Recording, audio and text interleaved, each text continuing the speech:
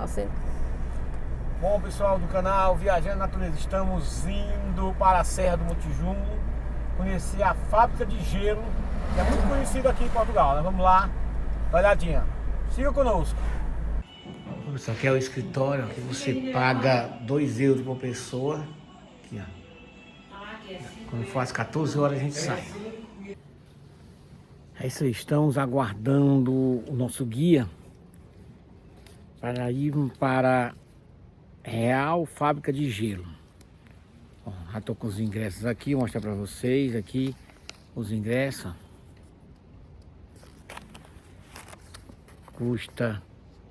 Custou 2 euros, 2 euros, cara, para mim e para Estela, ó. Vendo aí? Pessoal, nós vamos começar agora a visita na fábrica de gelo. A nossa guia é a Paula. Paula, faz assim? Paula? Pode. Olha aí, essa aí é a Paula, a nossa guia. Vamos lá. Em Portugal começa cerca de 1580 com o rei Filipe II de Espanha, primeiro de Portugal. Quando chegou cá, ele fez então questão que na sua mesa fossem servidas as bebidas frescas e os sorvetes, que nós agora chamamos latos, mas à altura eram sorvetes. No Brasil continua assim, Sorvete. Era um costume, portanto era hábito nas cortes europeias, como eram países onde nevava bastante, em França, em Espanha, Itália, portanto as pessoas limitavam-se a recolher a neve e a consumi-la, ou seja, nas bebidas e nos sorvetes. Cá em Portugal não é um país que neve assim com tanta intensidade, então quando ele chegou foi complicado satisfazer o pedido do rei. À época, escavaram-se 7 poços no interior da Serra da Lousã, portanto, num sítio chamado os Poços do Coentral, que é em Castanheira de Pera. Portanto, isto era o que se fazia na Europa também. Escavavam-se poços no interior da serra. Quando nevava, a neve era armazenada nesses poços, guardada durante o inverno, e no verão retiravam-se porções de neve, embrulhava-se em palha e serapilheira e conduzia-se até a Lisboa, portanto, em carros de bois, uma parte do rio, mas era sempre uma viagem que durava entre 5 a 6 dias. a chegar em Lisboa. A chegar a Lisboa. Ora, 50% ou mais da neve que saía da Lousã, ela derretia durante o caminho. Mas como não havia outra alternativa, até meio do século XVIII, a corte portuguesa foi abastecida desta forma. Chegando a esta altura, um rei já nosso, Dom João V, mandou então que se fizesse uma fábrica que fabricasse gelo, porque nesta altura a procura era muita da neve, da Lousã, e não havia neve para satisfazer a procura que existia. Então era necessário fabricar gelo e que fosse então o mais perto possível de Lisboa. Portanto, o gelo já era mais resistente ao transporte e, sendo perto de Lisboa, evitava-se que ele derretesse pelo caminho. Escolheu-se aqui o Monte Junto pela proximidade a Lisboa. Nós temos aqui a Vala do Carregado, descendo a serra, passa ao Rio Tejo. Podia-se então fazer a descida da serra de burro, levando o gelo, e chegando lá punha-se nos barcos e ia durante a noite até a Lisboa. Portanto, isto era numa noite só, fazia-se a descida da serra e a neve chegava a Lisboa. Okay?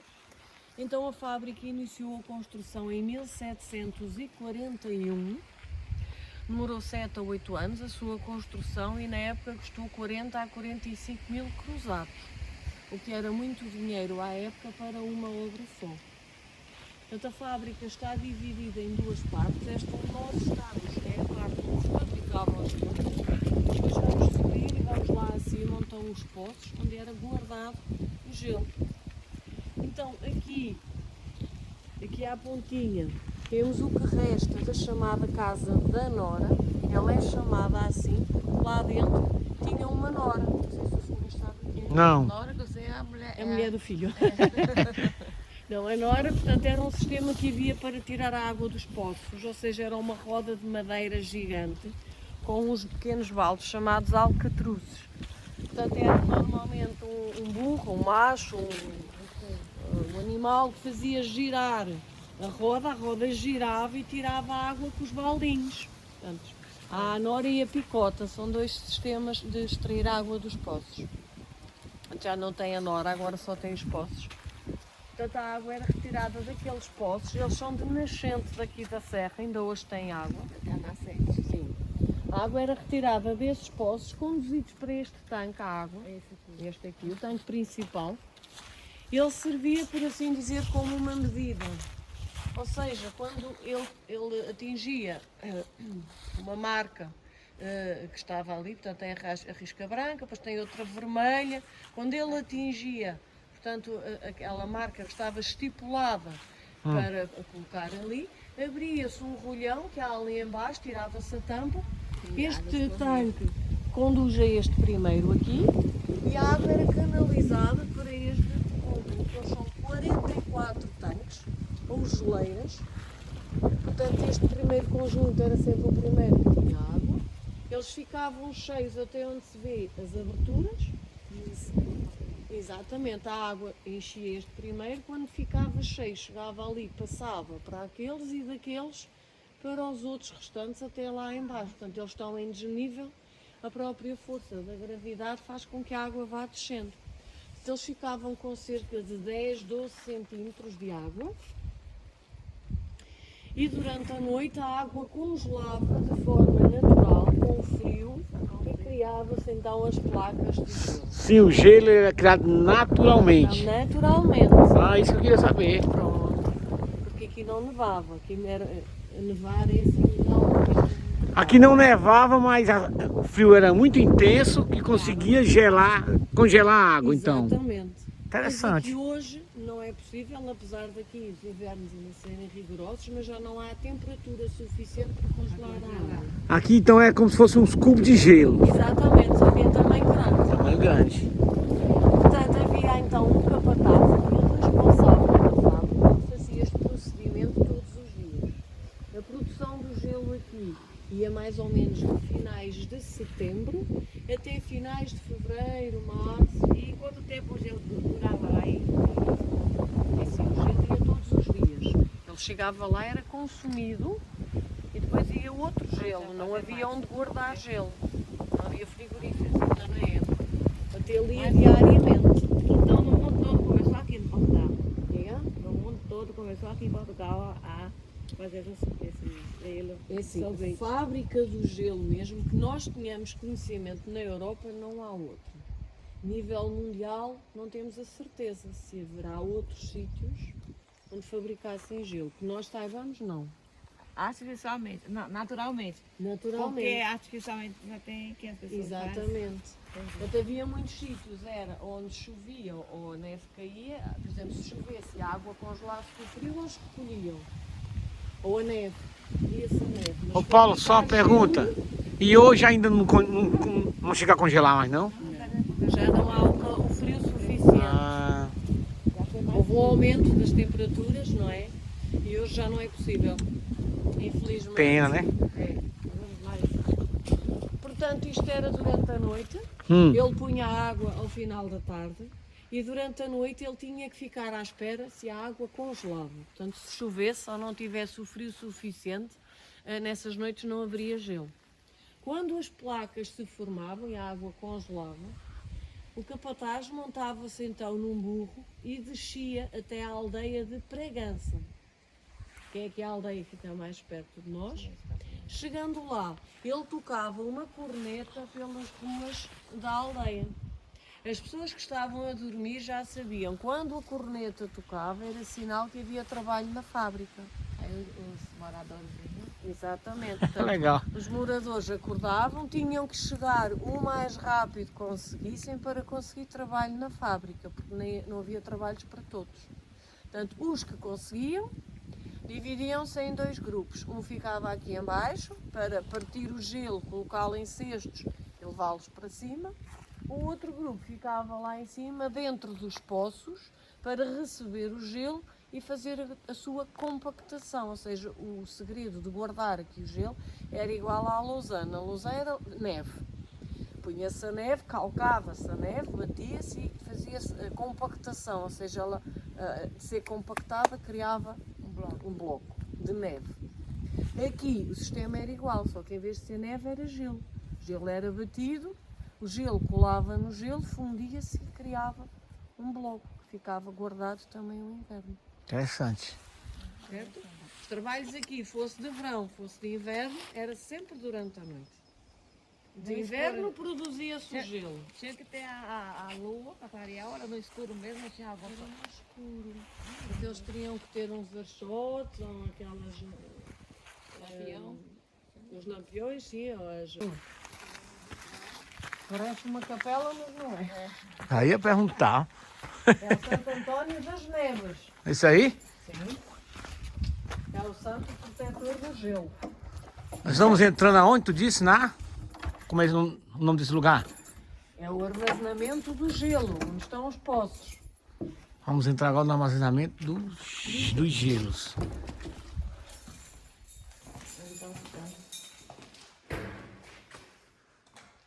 Hoje está moderno, né? Tem as luzes. Pois. Antes não havia luzes. Tem a mordomia.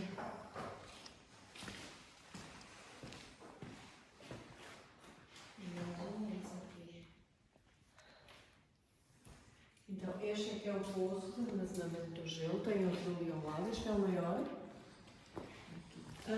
O sistema é igual, tanto no grande como no pequeno.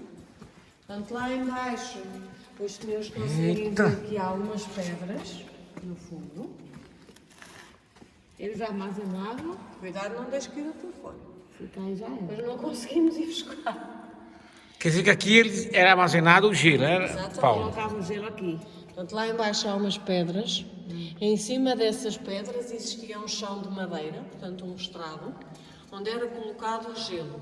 Isso servia de apoio para que ele não estivesse diretamente em contacto com o chão, mas também servia quando se ia criando o cubo do gelo, a água que ia derretendo passava através do estrado e escorria para o exterior, o que mantinha o bloco de gelo seco, portanto, senão ele iria descongelar. Ficava sempre congelado, então. Exatamente. Com um balde, o gelo era colocado nesse balde, descia e lá embaixo estavam sempre 3 ou 4 homens a trabalhar com uns socos, uns socos de madeira, que lhes isolava os pés do contacto direto com o gelo. Exatamente. Teriam um maço nas mãos que seria idêntico a este, claro que este é só uma réplica, para as pessoas perceberem como seria o maço, que era com o que era batido o gelo para fazer a sua compactação. Portanto, eles recebiam o gelo, dispunham os vários pedaços, encaixavam uns nos outros até formar uma camada que forrasse o fundo do poço. Estando essa camada feita, iam-se fazendo camadas sucessivas e era o trabalho todo o inverno encher este poço e o outro que está ali mais pequeno. Portanto, no final do inverno, os poços estariam cheios com o gelo. Os homens que estavam lá dentro, apesar de estar bastante frio, com certeza que estaria, eles acabavam por transpirar com o esforço do seu trabalho. O ar quente que saía dos seus corpos sobe, porque o ar quente sobe, e saía por uma pequena janela que há ali dentro do poço, do lado esquerdo. Tudo bem pensado, né? Exatamente. Portanto, aqui não se cria nem calor, nem a água. Portanto, a umidade cria-se o gelo o mais seco possível para que ele se mantivesse assim congelado até ao verão. Só no verão é que se voltava para aqui para dar início a outra fase. Não o fabricar e armazenar, mas sim o ir lá para dentro, cortar pedaços de gelo, blocos, que eram depois colocados em bancadas de trabalho. Estes buraquinhos que vemos aqui no chão eram onde encaixavam os pés de umas bancadas de trabalho, onde as pessoas depois esculpiam cada bloco que saía dali à mão. Depois de esculpido para ficarem mais ou menos idênticos, eram embalados em palha e serapilheiros. Esse que está ali, né? Ó. Ficariam com o aspecto desses braços. Espera ouvir? Com essas palhas aqui, né? A Ó. palha e a madeira são isolantes naturais, ajudavam a conservar o frio. Depois de embalados, eles eram colocados neste depósito aqui. Que é outro depósito. É um depósito onde era colocado o gelo já embalado. Entrava por aqui E depois saía pela abertura que tem ali para a rua. Então o gelo ia aqui dentro. Aqui não. Isto é um pedaço de esferovite para os senhores perceberem o tamanho dos blocos. Na altura não havia esferovite ainda. Era só com isto. Isto era o gelo, não é? Depois era... Aqui ficavam os burrinhos aqui, né? Burros à espera. Esperando sair dali, ele já cortadinho, já todo Cuidado. embalado. Os Embalado. homens trabalhavam, mas os burrinhos trabalhavam. E seguia a tal viagem. Portanto, numa noite, cortava-se, embalava-se, colocava-se no burrinho, o burrinho descia a serra, colocava-se o gelo nos barcos e chegava a Lisboa já ao amanhecer. Quando já era dia, o gelo já estava em Lisboa. Chegando lá, ele ia para um armazém chamado Casa da Neve, onde era então vendido. Tinha mais dinheiro. Portanto, Quer dizer que a prioridade do gelo aqui era para manter o rei. o rei. Rei e seus... O rei. Pronto. O gelo, nesta altura, era um artigo de luxo. Portanto, não estava ao alcance de qualquer pessoa. Sim, mas será que aqui na redondeza, na população, ninguém usufruía, não sobrava, os trabalhadores não levavam para casa alguma coisa, será? Não tinha. Não, porque ele era pouco para ir para Lisboa. As pessoas aqui recebiam umas moedas ao final de cada noite de trabalho. Os trabalhadores eram pagos pelo seu trabalho, mas não com gelo. O gelo, nesta altura, era um luxo. Era ouro. Era ouro, exatamente. As pessoas mais antigas de Bragança, portanto, da aldeia onde iam os trabalhadores, ainda hoje tem uma frase que dizem que quando este poço grande estivesse cheio de gelo, era igual a que o mais pequeno estivesse cheio de moedas de ouro. Tal era a riqueza que representava o os gelo. poços cheios de gelo. Para nós hoje é um bocadinho difícil dos alimentos. Portanto, então, nesta época, começou-se a produzir gelo de forma artificial em Lisboa, em fábricas. Portanto, ele era fabricado em séries, né? Os blocos eram colocados em carroças e vendidos diariamente nas ruas da cidade. Portanto, de uma escola, aqui do Cadaval, com o professor. Portanto, isto depois foi um trabalho de vários anos que esses alunos tentaram fazer junto com outras pessoas para recuperar a fábrica. Portanto, a fábrica depois foi classificada Monumento Nacional em 1997. Depois teve obras de recuperação, de restauro e foi inaugurada depois em 2011. Portanto, de 2011 para cá é que ela funciona como está hoje. Portanto, com visitas guiadas, nós explicamos às pessoas a história do gelo em Portugal e a importância que esta fábrica teve em todo o processo do gelo no nosso país. Portanto, visto que ela é única aqui em Portugal. Não. É verdade. E foi a única na Europa também, assim, que foi a antiga, né? Que nós saibamos, sim. Temos vários, isto não é nada Novo. novo. E há muitos espalhados por todo o lado. Ou seja, onde há zonas de calcário, há sempre os fornos de cal, porque é do calcário que se obtém Fornos de cal, né? cal. No Brasil também deves haver cal. Mas sim, vai. Ela servia para obter matéria-prima para se usar no dia-a-dia da fábrica. Isso quer dizer que o cal também, ele conservava o gelo. Não, ele era colocado, ele pintavam, ou seja, caiavam os tanques onde era congelada a água para impermeabilizar o chão, para não deixar que a... Exato. E os poços onde era guardado o gelo, era caiado para estar limpo e desinfetado. Ah, Era como um desinfetante. como desinfetante para purificação do gelo, então. Exatamente. Era uma fábrica ecológica. Quer um buraco? Sim, é o forno. Aqui é o forno. Eu tirava o pau.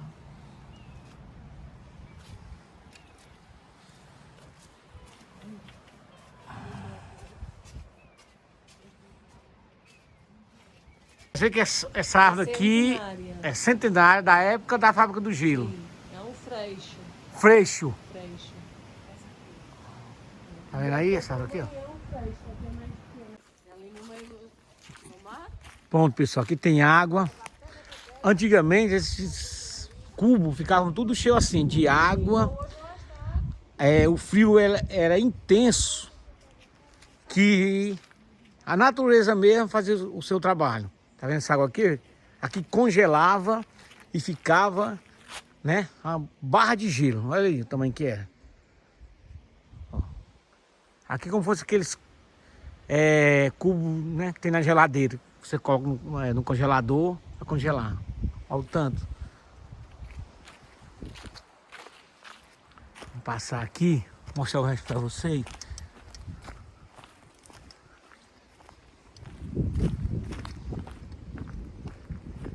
Tem mais cubo para cá.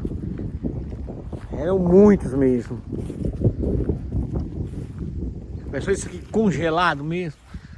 Há mais de 100 anos atrás. Tem que levar esse gelo todo para Lisboa, para Porto e principalmente para a casa do rei. Não podia faltar gelo. Bom, pessoal, esse foi o nosso passeio de hoje. Estamos encerrando, né, o vídeo agora. Eu sei que não é inscrito, se inscreva no meu canal. E muito obrigado por você ter